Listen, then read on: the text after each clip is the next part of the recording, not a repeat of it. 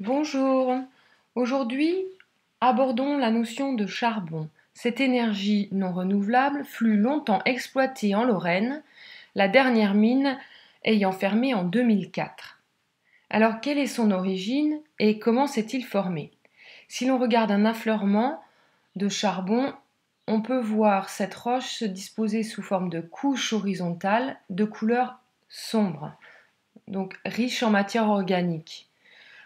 Elle est intercalée avec des couches de roches stériles contenant peu ou pas de matière organique, visible ici sous forme de roches très claires.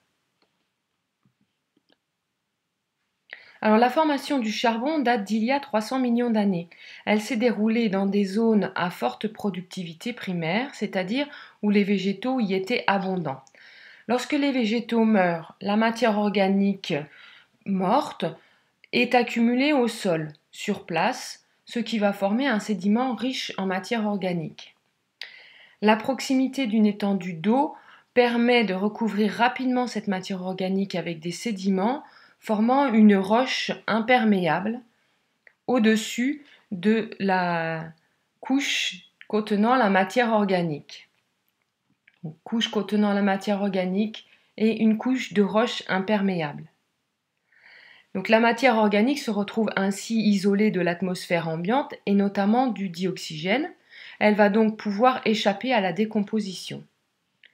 Par la suite, d'autres couches de sédiments se déposent sur notre couche de matière organique et donc celle-ci se retrouve de plus en plus enfouie sous une profondeur importante de roches. Donc elle subit une pression croissante de ces roches et également une augmentation de température, ce qui va entraîner des modifications chimiques au sein de la matière organique qui va devenir de plus en plus concentrée et s'appauvrir en eau. La répartition des gisements de combustibles fossiles comme le charbon par exemple montre que ça n'a pas eu lieu sur la totalité du globe, donc les circonstances de leur formation sont des circonstances très particulières et localisées. La recherche et l'exploitation de gisements est facilitée par les connaissances qu'on a acquises sur la formation de ces roches. On utilise encore actuellement abondamment le charbon, principalement pour fabriquer de l'électricité. C'est la ressource essentielle, principale de certaines zones du globe. Mais ceci n'est pas sans inconvénient. Vous savez certainement que utiliser le charbon, ça libère du CO2 dans l'atmosphère. Or, ce CO2 est un gaz qui contribue de manière importante au phénomène de l'effet de serre, c'est-à-dire le réchauffement planétaire.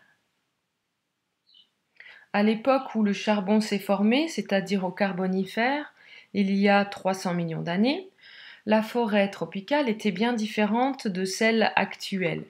Elle est peuplée d'espèces arborescentes telles que des fougères, des prêles, dont on connaît encore actuellement quelques représentants, mais plutôt de forme herbacée. Et puis des conifères, dont certains ont même complètement disparu aujourd'hui. Donc, on doit retenir que le charbon est la preuve d'une évolution de la biodiversité au cours du temps géologique. La présence de restes organiques dans les combustibles fossiles comme le charbon, donc ici le fossile de fougère, montre que ces roches sont issues d'une biomasse. La biomasse, c'est l'ensemble des matières organiques produites en un lieu donné. Elles vont pouvoir aussi parfois être utilisées afin d'exploiter l'énergie. Or, la production de cette biomasse par photosynthèse, ici, a nécessité donc de l'énergie lumineuse et du CO2, du dioxyde de carbone.